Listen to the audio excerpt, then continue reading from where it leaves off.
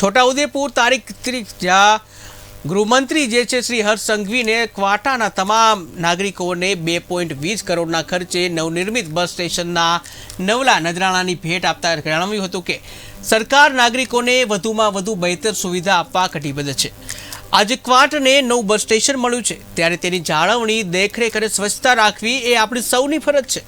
ગુજરાતના કનેક્ટિવિટીને વધુ મજબૂત બનાવવા માટે દાદાની સવારી એસટી અમારી અંતર્ગત 1200થી વધુ બસ સેવા નાગરિકો માટે ખુલ્લી મૂકી છે, જ્યાં ક્વાંટ તાલુકામાં રોજ 110 લોકલ અને 26 એક્સપ્રેસ બસો એમ કુલ 126થી વધુ ટ્રીપ મારશે તેમ પણ જણાવ્યું હતું।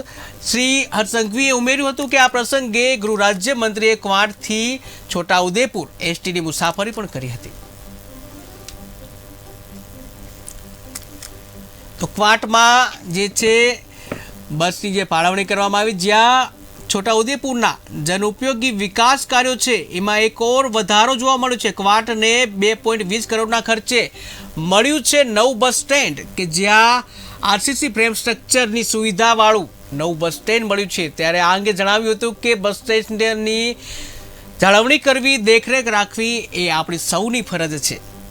તો વાહન વ્યવહાર મંત્રી, ગૃહમંત્રી હર્ષ સંઘવી આ પ્રસંગે પહોંચ્યા હતા।